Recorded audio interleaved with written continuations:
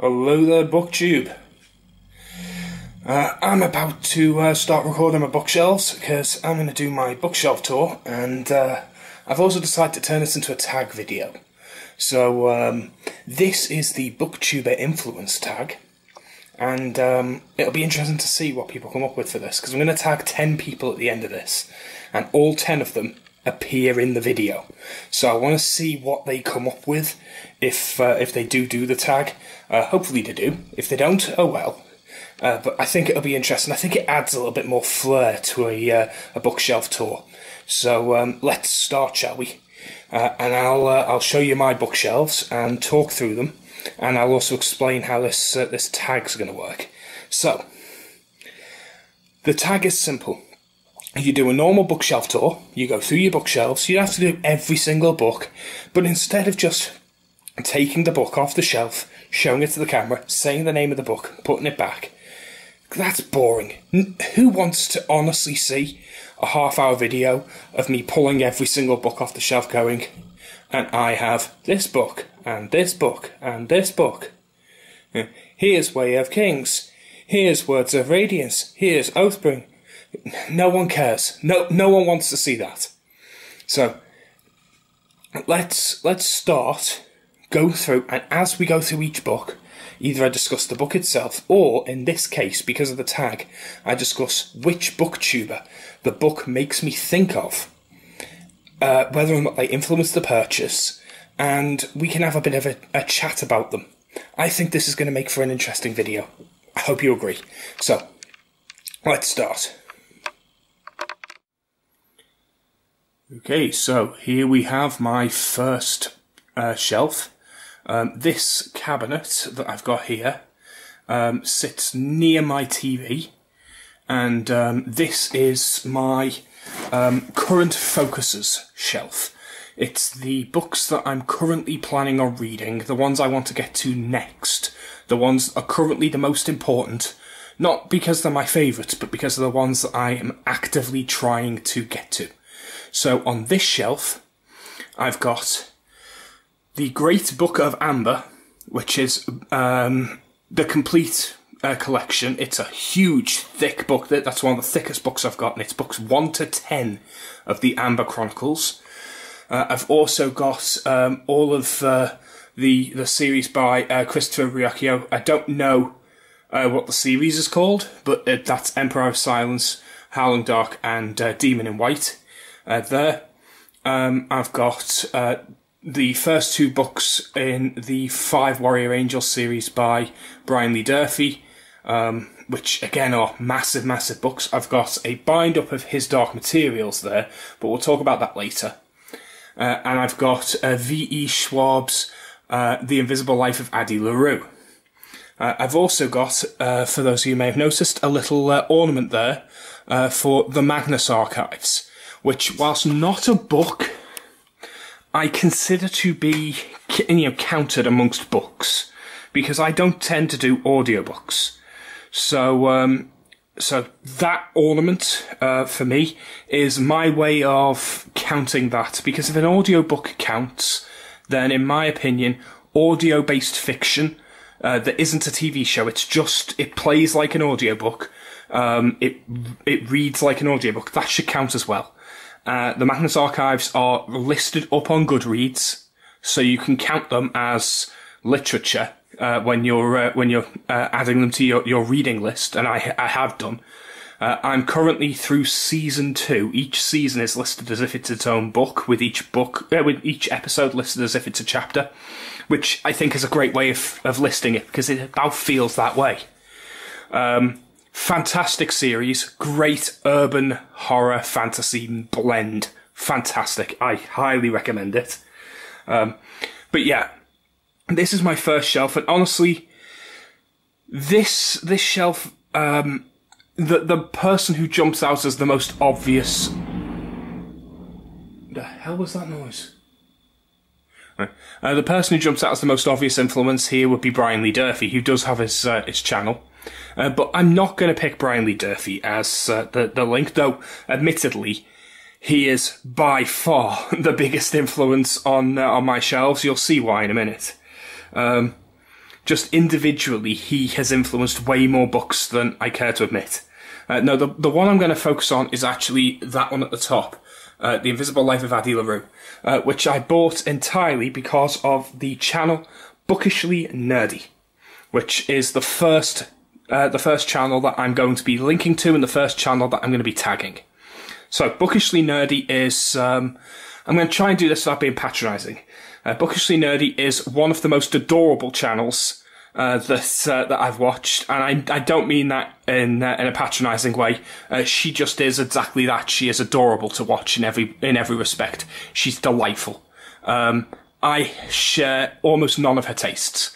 This is the only book on my shelf that she has really focused on in any way, that she's ever spoken about in any way, and yet I watch her videos because, despite the fact that we don't share much in the way of tastes, she actually makes the videos sound interesting. She makes the books sound fun, and I kind of want to share in that fun. So that's why I watch her videos. She is more of the traditional booktuber.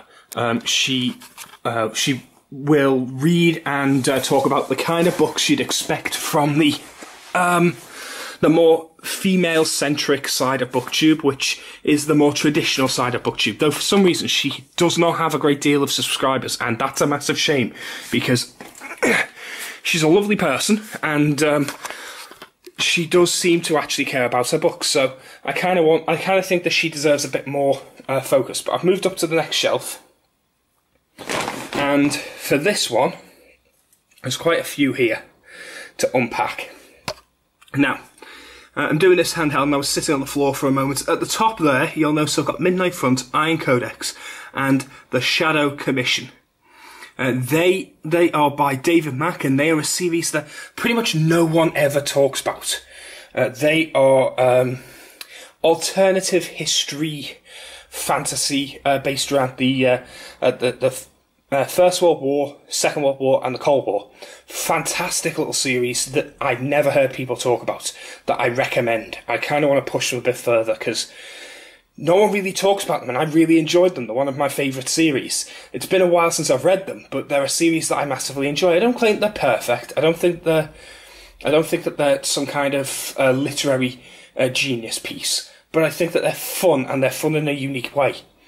Anyway, on to what else is on the shelf. On the shelf you'll see I've got the Books of Babel series, which has Senlin Ascends, Arm of the Sphinx and the Hod King. The 4th book is coming out.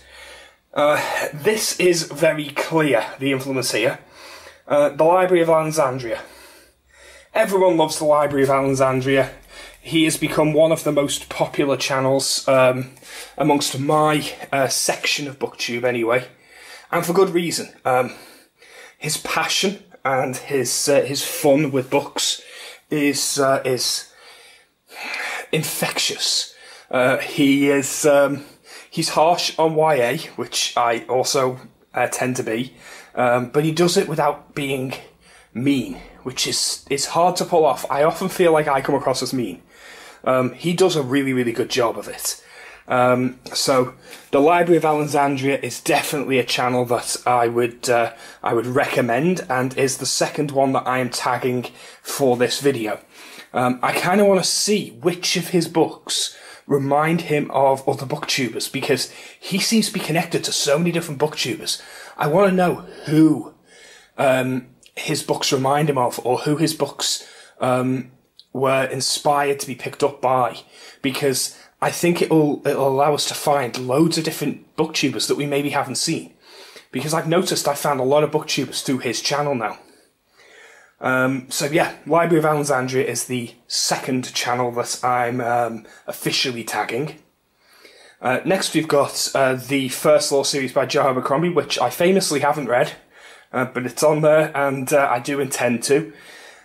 Those are ones that that I want to read, and I made that little short video where I was it wasn't a short video, it was actually a fairly long video where I was making it look like I'd read them and I was reviewing them. I know a lot about them, and yet I still know nothing about them. It's madness, really. Then there is the Gentleman Bastard series, which honestly, the Gentleman Bastard series, the first person I think of when I see that series on a shelf is Merphy Napier, who was one of my starting influences on Booktube. She was one of the first channels I found, one of the very first channels that I actually had any connection with. So, yeah, definitely a big influence there. I would tag her, but honestly, I don't think many of her books are going to be connected to many booktubers because she has a very curated list. Also, I don't think that she's necessarily going to find this video. So, I'm going to keep my tags to smaller channels that I think might actually do it. Though if she does find it and does decide she wants to take part, then I welcome the video and would look forward to seeing what she has to say. But let's move on to the top shelf. There is a book missing from back there because there is a second one of these big Star Trek books missing. Now, the Star Trek books I'm not going to focus on for too much because they're not really anything that links to Booktube in my mind. These ones, however, are. So at the beginning, I've got the Powder Maid trilogy, which again, not really a specific booktuber that comes to mind with those. They've not really been the focus of any channel, if anything. I'm kind of hoping that I enjoy them because they're very, very popular on the Discord right now, and if that becomes the case, they could become something that I could focus my channel around for the short term, because I'm hoping that they're great. The Discord seems to be really excited for them. I'm really enjoying the first one, Promise of Blood, which I'm currently reading. So, yeah, big hopes there. Next, I've got Shadow of the Conqueror by Elliot Brooks, which the title is tiny on that book spine, but still. Shadiversity is the reason that I'm on Booktube. If he hadn't written his book and hadn't had an interview with Daniel Greene, I wouldn't have found Daniel Greene's channel. I wouldn't have then found a video where Daniel was collaborating with Merphy. I wouldn't have found Merphy's channel, which was the channel that got me really into watching Booktube, which then got me into reading books again. So between Shad Brooks, Daniel Greene, and Merphy Napier, those three people are actively responsible for getting me back into reading. Fantastic people. I love you all. This hobby would not be happening if it wasn't for you. So, next I have Name of the Wind, The Wise Man's Fear, and one of the best titles in books, The Slow Regard of Silent Things. That title just rolls off the tongue, doesn't it? And I also have The Wolf, which different series, not connected to Patrick Rothfuss's work, but all of those books, they all, along with Jo Abercrombie, but less so Abercrombie, whilst she is a massive fan of Abercrombie, it's these books that make me think of her, because these are the ones that I saw videos of her for first. And all of these make me think of Liene's Library. Now, she has some controversial videos, she has some hot takes, and occasionally she has some unusual directions. She's not a fan of the Stormlight Archives, famously, which is interesting and apparently got quite a lot of backlash. But I love her videos. I've watched a lot of her channel, and I have legitimately bought many of these books based almost entirely on her recommendation. So great channel there. Then we've got Ken Follett with The Pillars of Earth, which a couple of channels have recommended, but that book is largely being bought off the back of Brian Lee Durfee's recommendation. His name will come up again. So yeah, that's where we stand at the moment. I'm not going to tag anyone else there because they're all fairly big channels. I can't see Brian Lee Durfee really wanting to do this tag. His library is so huge it'll take him about 5 hours. So I won't tag any of them. I have more people I want to talk about, and I have more people who I think the tag is more fitting for. So we'll move on, and we'll have a look at the TV cabinet next.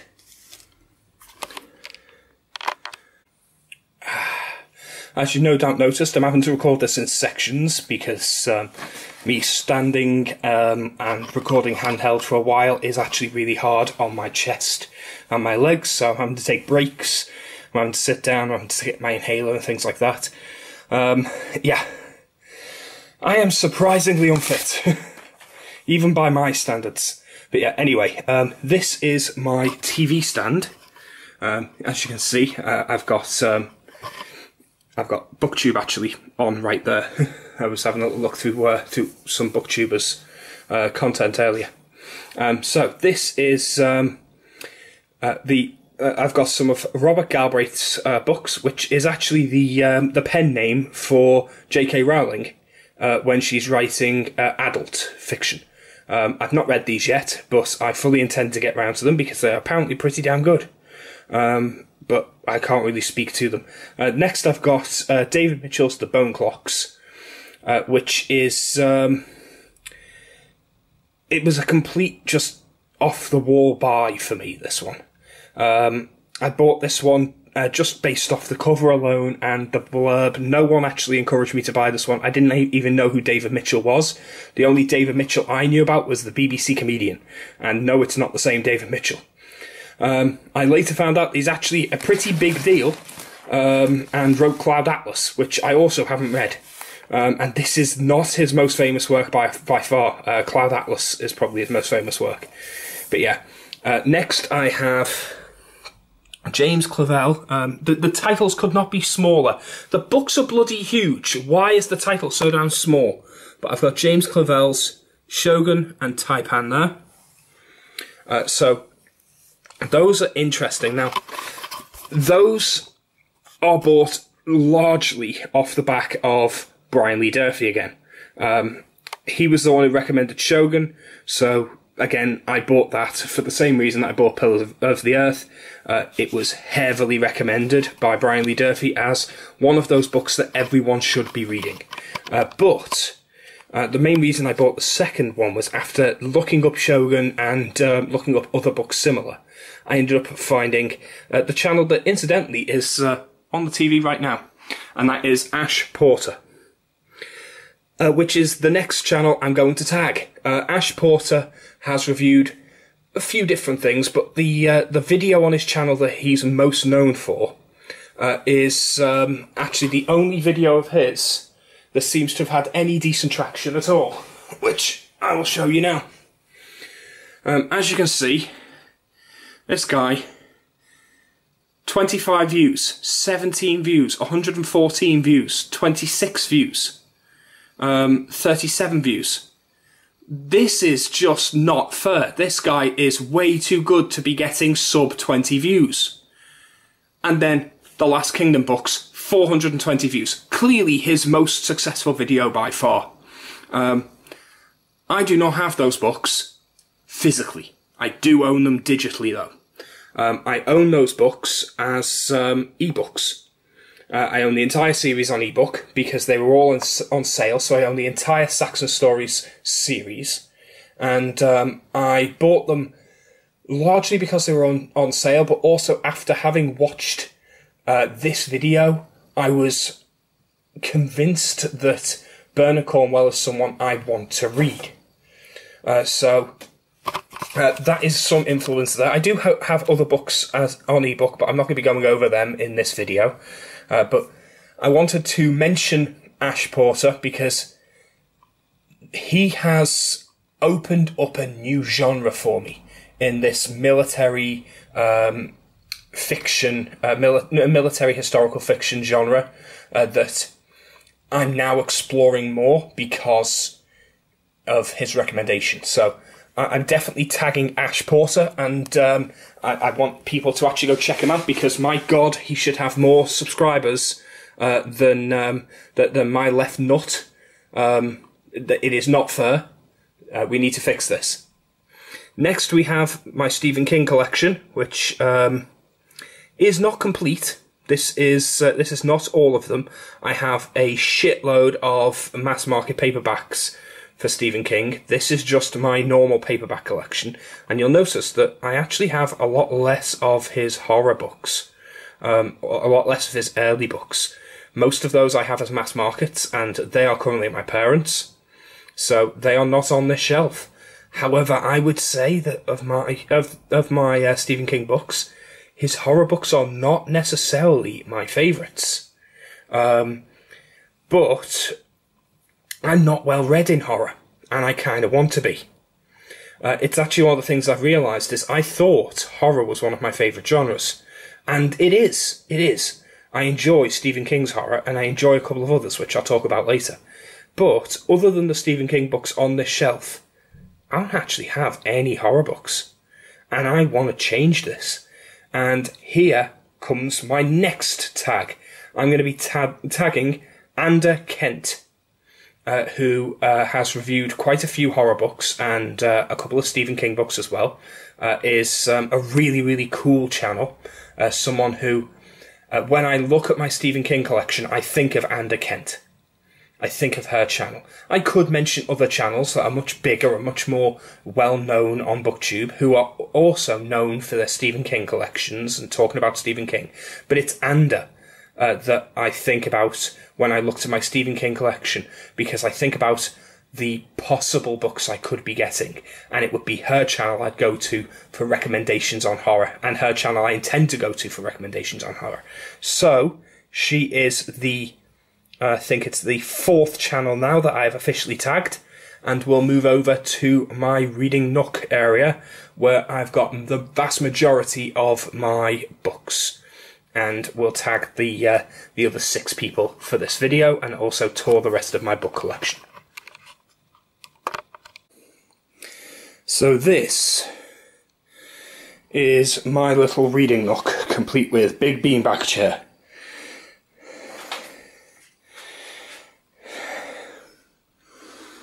Yeah. So this is where I like to read now. Got my beanbag chair. It's hilarious, actually, trying to get out of this chair. Getting in is really comfortable. Being in it's really comfy and really nice. Getting out of this chair, I basically have to roll off it like an upturned turtle, and then kind of crawl my way up to the sofa to help pull myself up. It is not graceful in the slightest. But yeah. So, we're going to start over here. By the way, my books are not organised properly. You may have noticed that they're kind of just put where they'll fit. There is vague themes to each shelf, but they are not properly organised. This is going to be even more annoying for people as they see how my books are organised on these shelves, because they're even less organised. The previous ones were just organised by what I care about, what I'm interested in reading the most. Quick inhaler break.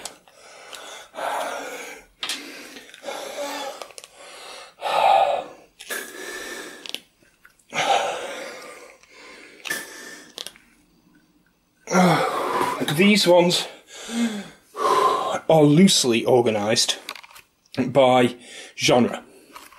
And when I say loosely, I mean really loosely. Like, they're kind of separated by genre as best I could, but really they are organised by if they fit, they sit. And what is vaguely aesthetically pleasing to look at where possible. But even then, not necessarily all that much. So, yeah, be aware of that. So, at the top, we have the Stormlight Archives. They are up there simply because the Stormlight Archives is going to get a lot bigger, so it's going to need more space, and they're big enough that they can kind of stand up without needing to be encased in a shelf. So, they fit up there. And this is where I'm going to tag the next channel. The next channel I'm going to tag is Dragon Army Books, who has done some really cool videos about the Stormlight Archives and Sanderson in general, as well as other fantasy and sci-fi books. A great channel that I highly recommend. He reads a fair bit of epic fantasy, some sci-fi, and he is, again, criminally underrated and undersubscribed, like many of the channels that I'm tagging. There are probably dozens of channels that I could have linked to the Stormlight Archives. I mean, let's face it, they are not unpopular books, but it's his channel that I feel jumps out as the channel I most recently associate with this franchise specifically. and that is no bad association. Whilst I don't rate these as highly as everyone else, I think they're flawed. I think they're flawed in interesting ways, and they inspire so much conversation for me. I look forward to the reviews I make about these, because they're going to be so in-depth and so long and so intricate, because there's so many different things I want to talk about. What Brandon Sanderson does well, he does very well. And whilst these are flawed books, they open up some interesting conversations. So yeah, those are my Stormlight books. And yes, I have the mass market paperbacks because I want to be able to hold them and read them without breaking a goddamn wrist. So yeah. I do also have the giant floppy paperbacks as well, but I don't have them here. Next is my Puffin Classics, which are largely children's classics, though not all of them are children's classics. Depends on what you consider children's. Like, would you consider The Three Musketeers a children's book? Would you consider Jules Verne to be children's books? Probably not. You certainly wouldn't consider these ones down here to be children's books. Charles Dickens, really? Children's books? I don't think so. But yeah, they're classics anyway. And I've read, I would say, at least half of these. Probably more than half of these. Most of these, in fact, I've read. But not recently. Not since I started reading again. I read most of these either as a kid or as a teenager. Most of these, I would say, I read between the ages of 13 and 25. And even then, maybe the last one or two I read in my early 20s. I didn't do much reading in my 20s. So I'm going to revisit these over time, because I have very rosy, nostalgic ideas of these books. And I kind of want to revisit them.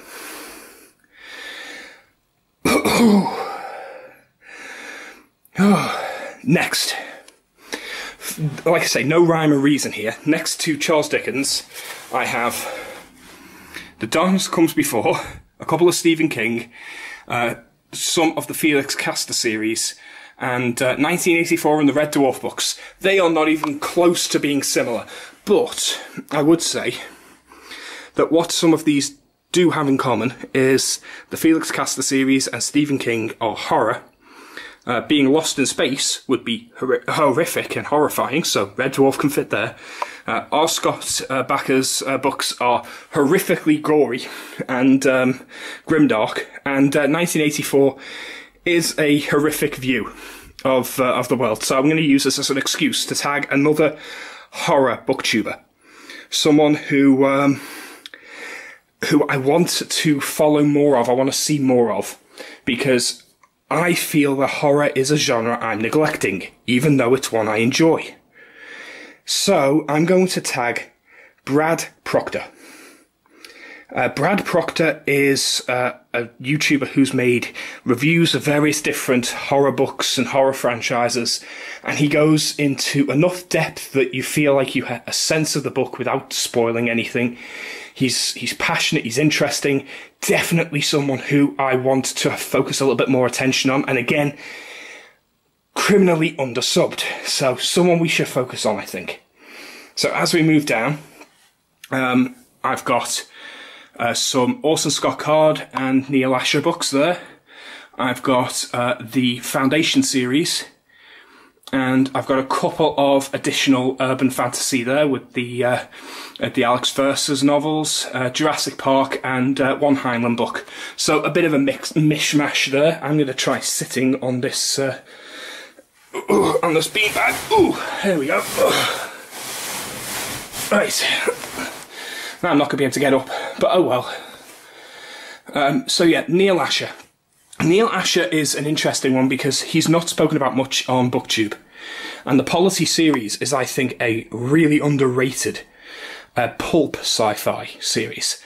It's on the border between what I consider sci-fi and what I consider to be futuristic fantasy set in space. But it does have sci-fi properties, so I do consider it still to be sci-fi. So yeah, Neil Asher. The main reason I gave this a try was after it was heavily recommended by Dominic Noble, who isn't really a booktuber, but is a YouTuber who makes makes videos about books and whether or not they've been adapted well into TV. And he just happened to make this big video recommending the Polity series, which is what these books are from. And this is less than half of them. It is a huge series. So I highly recommend you give this a chance. If you like pulp sci-fi, this is probably for you. Yeah, and anyway, as we go down, I have Ayn Rand there. These books are in my collection for one reason only. They piss people off. Any book that pisses people off needs to be read. I am a libertarian, as many people know. I do believe in libertarian ideals, but I don't believe in the extreme libertarian ideals that some Americans seem to think is libertarianism. I have sensible ideas. I believe in freedom, in every aspect of your life where possible. But that doesn't mean that I want some kind of weird anarchist state, or that I don't believe in helping people, which some people seem to conflate with libertarianism. But let's leave politics for now. They were not inspired by any booktubers in particular. I don't tend to watch booktubers that deal with non-fiction or political books anyway. Whilst these are fiction, they're very highly political. So they tend to appear in the kind of booktube channels that I watch. Though I'm sure there are plenty that do cover them. Then there is the Song of Ice and Fire series, which notice I have left space. George, finish the goddamn series. I'm waiting. We're all waiting. It's the only shelf I've left space on. The only one. Right, some of these series, I don't even have the full series. I still haven't left space for the rest of the books. I'm going to have to somehow figure out where to fit their books on, but I've purposely left space for you. Give me books 6 and 7. So yeah, George R. R. Martin. What can be said, really? Again, not really inspired by a booktuber, because this is a series I've loved for years. Probably one of the few series that I loved before I was really active as a reader or active on Booktube. If I was going to link this to any channel, it would probably be Mythic Pages, which is a channel I've only recently got familiar with, who does a TBR game based on A Song of Ice and Fire, which is a really interesting way of running those kinds of games. Fun channel. Not one that I was planning on tagging, though. I have a few others I want to tag, which I think would be more interested in doing this. Though, whilst I wasn't planning on tagging her, if Mythic Pages is watching and wants to do this, by all means. This goes for anyone, by the way. If you're watching this and I mention your channel and you want to take part, by all means, go ahead. I'm keeping it to 10 people that I'm tagging, and I'm tagging 10 specific people who I feel would enjoy making the video, and that I would enjoy watching the video from, and that might actually do it if I tag them. But if anyone else wants to, by all means, go ahead. So now I've got my windowsill, and my windowsill has loads of books on it. So here I have my vague sci-fi section on my windowsill. So I've got Axiom's End, which everyone knows that's Lindsay Ellis's book by now after watching my channel. She does have a YouTube channel, but it's not book related. Then we have Dark Matter, which I've already reviewed, and the Alistair Reynolds collection that I've got. I've only got a few of his books. If I was going to say which booktube channel I think about when I see these books, it would be Media Death Cult. Which, despite my issues with Moyd, because, well, I'm not going to go into too much detail, because he can get a bit childish at times when you call him out on things. But his content is still fun, and he is still one of the more active sci-fi channels out there. So yeah, I do think about him when I see some of my sci-fi books on the shelf. I just can't help it. Yeah. Hopefully we can find some more sci-fi booktubers out there, because honestly, he's really the only real major sci-fi booktuber out there who focuses primarily on sci-fi. Like, even me, like, I'm focusing mainly on fantasy. If you look at the books that I'm reading, it is predominantly fantasy with a sprinkling of sci-fi and the very, very occasional horror, which is what most booktubers focus on. Then over here I've got China Melville, which when I see those books, I immediately think of Tom Scott, who isn't a booktuber, but he's referenced China Melville's books in a couple of his videos, and Tom Scott's a fantastic YouTuber. If you've not seen his videos, I highly recommend them. They're extremely addictive. So yeah, then I've got my middle windowsill, which is too big to get in frame, but that one is pretty much all fantasy. And over here I've got it changes colour with the with each book. The Rage of Dragons should probably be closer to Ruin of Kings because there's a bit more red in it. Either way, these are all books that I've either had recommended, or in a couple of cases, some of these are just books I bought on a whim, like Blood of an Exile, Darien, We Are the Dead, Legacy of Ash, Master of Sorrows. All of those books were books that I bought on a whim. I had bought a few books, and then I went on to Amazon, and Amazon was recommending books based on my previous purchases. And I went and blindly bought a dozen books, and those were some of them. I have no idea if they're any good. I hope they are. They look interesting. I just picked out the first 12 books that looked interesting. I removed 3 of them from my cart when I found out that they were not the first book in the series. And then the other 9 I bought there and then. And yeah, some of them are still on my shelf. I haven't read them. Rage of Dragons is probably the one book that, as soon as I see it on the shelf, I think of a channel. And it's a weird one. Rage of Dragons immediately makes me think of Daniel Greene. I don't know why. It just does. It's one of those weird things, like, same with the Lord of the Rings book that I've got there as well. Lord of the Rings makes me think of Daniel Greene, but I don't know why Rage of Dragons. I think it might have been one of the first videos of his I saw, and it's kind of stuck in my head now. But yeah, for some bizarre reason, I always think of him when I see Rage of Dragons. Then I've got the Farseer trilogy there by Robin Hobb. Haven't read any Robin Hobb yet. Planning to. This is the one adult series that JD Ray reads. JD Ray from JD Ray Reads. The one adult series she talks about quite a lot is Robin Hobb's books. So I'm interested to see how they hold up, because for someone who reads so much middle grade, she really loves this series, which feels quite at place. But cool. I'm glad that she likes different things. After my windowsill of fantasy, I have this one, which is my windowsill. I'm really making this awkward now. This is my windowsill of random YA. I've got a lot of the Suki Stackhouse books. I got the first 10 as a box set, so they were really cheap, so I picked them up. I've got the Brandon Sanderson Reckoners books. I've got the Divergent series. I've got the Hunger Games series, and I've got the Darkest Minds. And I only got the first one in that. And I would say, out of all of those, the Divergent series is probably the one that makes me think of a Booktube channel more than any other. And that would be Book Browsing Blog, which is a channel that I've watched quite a lot of for quite a while now, despite the fact that we share almost no books in common. We don't like the same stuff. We don't share the same opinions. We have vastly different politics. If anything, I watch her channel almost to see what books I should be avoiding, because if she likes the book, I probably won't. She seems to read entirely for political purposes. She reads because it's diverse, which is weird that Divergent is the book that makes me think of her. Not for that reason.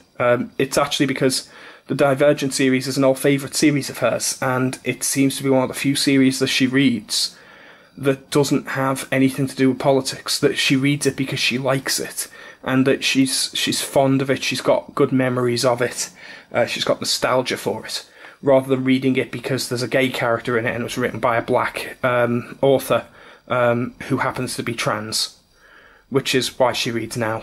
And she doesn't enjoy it. And you can tell she doesn't enjoy it, but she doesn't seem to realise that she doesn't enjoy it. And I'm hoping she snaps out of it soon enough, because I want her to be enjoying her books. I want her to read because she likes reading, not because she thinks that she has to read this book because of some kind of political obligation. And there's no malice in her. She doesn't do it because she hates white men. She doesn't do it because she wants to virtue signal to everyone that she's better than everyone else. She does it because she just believes what she's been told. She believes the politics that's been told to her. And it's just kind of settled for her now, and she does it now out of habit. And it's kind of sad, really. So yeah, this is the little bit of YA that I've got. I actually quite enjoy The Hunger Games. It's a series that I highly rate. I feel that the first Hunger Games book is one of the best books I've read. For what it is, it does what it does very, very well, and it manages to pull on your heartstrings more than I ever thought that book should be able to. But yeah, I'm going to stop here. I'm going to flounder off this beanbag and then get back on it facing the other direction so we can look at the last shelf. Oh, bloody hell, getting off that bloody beanbag is way too hard. Right, once I'm there for the duration. What it does mean is once I've decided I'm going to read, I get on the beanbag, I'm reading the damn book, because once I'm on the beanbag, it's so much effort to get off the damn beanbag that I may as well get a few hours of reading in. Anyway, I still have 4 people that I want to tag, and a few more people that I want to mention, as well as an entire bookshelf to go over. So here, I have on the top my few D&D books, the Dragonlance series. I don't own any of the Forgotten Realms series at the moment. I did own them, but I don't own them anymore. Yeah, that would be another one that the Library of Alexandria makes me think of. But over here I have the Malazan books, at least the first 5 of them, and obviously the person that comes to mind there is Mike's book reviews, because he was doing the Malazan read along. I did start, and I could not keep up. I'm struggling as it is with the reading I am doing. I just could not keep up. But down here, I've got some more sci-fi. Again, this is very, very loosely organised. So I've got some sci-fi over here. I've got like space opera sci-fi, and then I've got science fiction classics, or science fiction masterworks, as they're called. Which includes Gene Wolfe's work, which I'm not entirely convinced counts as sci-fi, if I'm honest. It's more... Whoa, focus on that. It's more of a weird kind of fantasy sci-fi blend, and it's got very little actual science in it. It's just abstract musings. Kind of its own thing. I'm not sure I would count that as sci-fi. Not unless you count philosophy as a science. Maybe. But yeah, here we are. I've got the Expanse series here, which brings me to the next channel I want to talk about, which is Ponderings of Pete. Ponderings of Pete has done some great videos on the Expanse series of books, and is a nice up-and-coming channel that, again, is still fairly new, quite low on the subscriber numbers, quite underrated, I would say, needs a bit more love. I've also got Ian M. Banks' Culture series, I've got the first 3 there. Metro 2033. The only book I've got that is directly related to a video game franchise that I know of. I don't own the Witcher series, which is one that I would like to read at some point, but never got round to. But yeah, so yeah, I definitely want to see Ponderings of Pete's opinion. I want to see Pete's opinion on this. You know, what books of his have been influenced by Booktube. Then down here I've got my classics. I've got some of the Wordsworth classics here. They look quite nice in the black. And I've got some of the modern classics by Penguin, and I've got some of the vintage classics here. I've then got some of these Russian classics as well. So the classics, honestly, if I'm going to mention any channel when it comes to classics, it would be Michael K. Vaughan. He is awesome. His discussion on classics is really interesting, and yeah, I would tag him, but I don't actually think any of his books actually are based off Booktube, so I think it would be a largely pointless tag. But I do still think you should check out his channel. It's an awesome channel. One other channel that I would say that you should have a little look at, though, is Book Binge. Again, Book Binge is an interesting one. She's read a fair few classics, and I think that she'd have quite a lot to say. I'm losing my voice. How long have I been going? Whew. But yeah, I think she'd have quite a lot to say. I think she'd have an interesting take on this tag. So I'm going to tag Book Binge because I think she'll get a lot out of this video. Again, another channel that is underrated and really does need some more love. She makes some really interesting videos, and she's discussed how she got into reading and how she moved from reading different genres as well. So it would be interesting to see which of her books are influenced by Booktube, because I know a lot of them are. Then I've got War and Peace there. I do have a vintage copy, but I've also got this battered copy. And this is Brian Lee Durfee's doing again. I told you he'd come up again. Apparently this is the best version of War and Peace. All the others are crap by comparison. It's also really hard to find, because War and Peace has different translations, because it was originally written in Russian. And I wanted to get this one because Brian Lee Durfee was very passionate in saying how this version of War and Peace... Ooh, I'm going to sit down again. Oh, there we go. This version of War and Peace is particularly well written, and has a lot of the poetry that the original had. So I kind of wanted to make sure this was the one I was reading. Now, I did read War and Peace when I was a teenager, and I didn't get much into it. I think I only got about a third of the way in. And I didn't really get it. So I want to go back and I want to read it again. And if I'm going to read it again, I may as well read a really good translation. So next I've got this shelf, which... this started out as my urban fantasy shelf, but I didn't actually have that much urban fantasy to stick on here. So I've mixed and matched and put a few books together. And honestly, this was slightly done on purpose, because at this point, I think that Nico's book reviews and Andrew's Wizardly Reads, practically, they come as a set. And if I thought about any channels while looking at these books, Wheel of Time makes me think of Nico, and Jim Butcher makes me think of Andrew. And honestly, they kind of switch backwards and forwards. Like, when I think of one, I think of the other. Yeah, these together make sense. Like, sticking them on the same shelf to me makes sense in my head, because I think of them as, even though they're not even kind of similar, I think of them as similar. So I am tagging Nico and I'm tagging Andrew in this. I want to see which of your books were influenced by booktubers, and I know you're both new to this, so I know that you're probably somewhat influenced by booktube, like I am.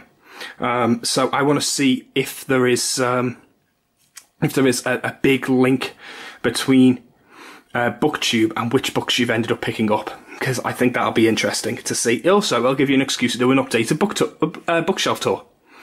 So yes, now I've got the closest thing I've got to a middle grade shelf. And that is this shelf here. I've got Stardust, I've got Redwall, Neverending Story, I've got Mortal Engines and the Harry Potter series, and then I've got Earthsea and His Dark Materials. I did have the bind up. I've got all the individual His Dark Materials books here, which is probably the way I'll read it, and just leave the bind up there as just for show until I need the space. I don't recall when I got them and which ones I got first, but yeah.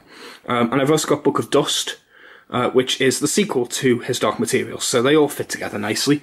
That is the closest I've got to my middle grade shelf.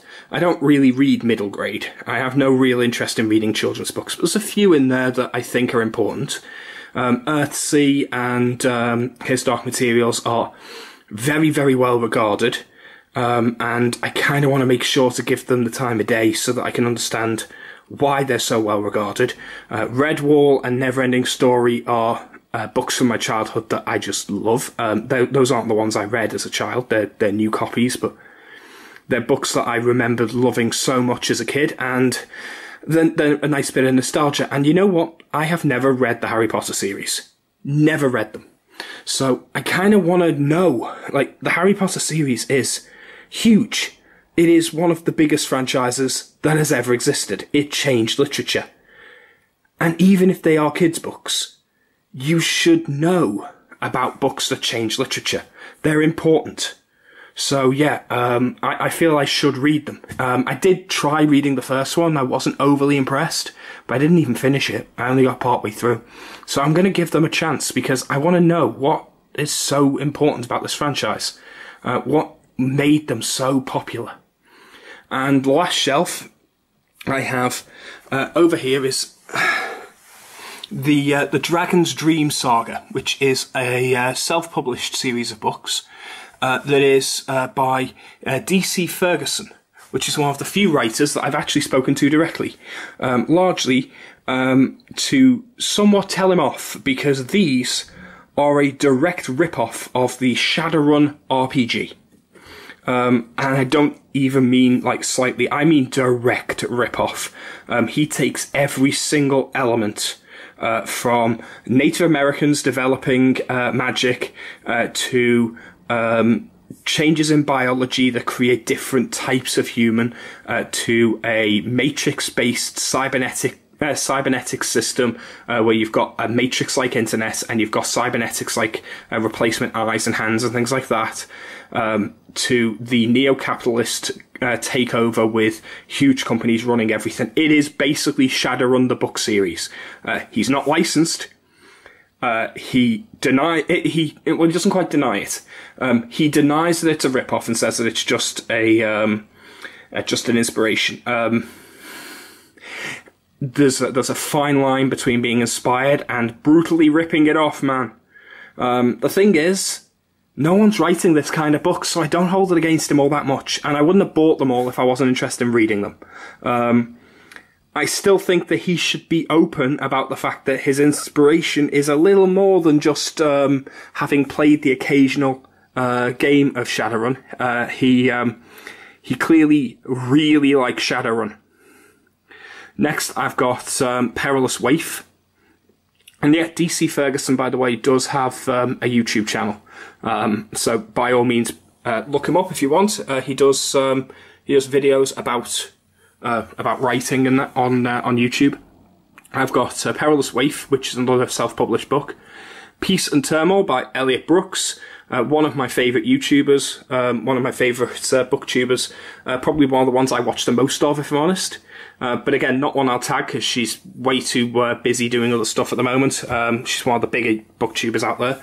I've then got Six of Crows, which I got largely because Liene from Liene's Library recommends it, and I know it's YA, but I thought all of the other books that she recommends are really good, so I should give it a try. And it's typical YA, and honestly, it's flawed in so many ways.